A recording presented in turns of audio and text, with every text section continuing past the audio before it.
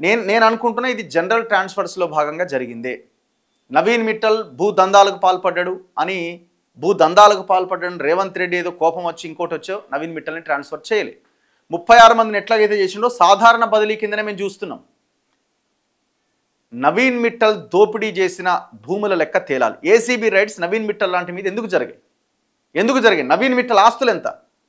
నవీన్ మిట్టల్ ఆస్తుల మీద ఇంతవరకు ఎందుకు యాక్షన్ లేదు? గతంలో కేటీఆర్ సహకరించింది, ఇప్పుడు రేవంత్ రెడ్డి సహకరించింది. లేకపోతే 1.5 ఇయర్గా అదే పోస్ట్లో ఏ రకంగా మీరు నియమించుంటారు? మేము ఎవిడెన్స్తో సహా మీ ముందు పెట్టినాం. రీసెంట్గా ఒక 2 ఇన్సిడెంట్స్ మీ ముందు పెట్టినాం. గంధంగూడ దగ్గర 9 ఎకరాల 39 గుంటల భూమి హైందల అభిషేక్ అనే ఒక ప్రైవేట్ వ్యక్తి, ఒక బీఆర్ఎస్ వ్యక్తి చేతిలో దాదాపు 9 ఎకరాల 39 గుంటల భూమిని ప్రైవేట్ వ్యక్తికి పట్టా చేసిండు.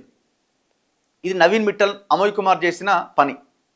రేవంత్ రెడ్డి యాక్షన్ తీసుకుండా జస్ట్ ట్రాన్స్ఫర్ చేయంగానే బదిలీ చేయంగానే అయిపోయిందా? మరి తిన్నదంతా ఎవడు గక్కియాలి నవీన్ మిట్టల్ని?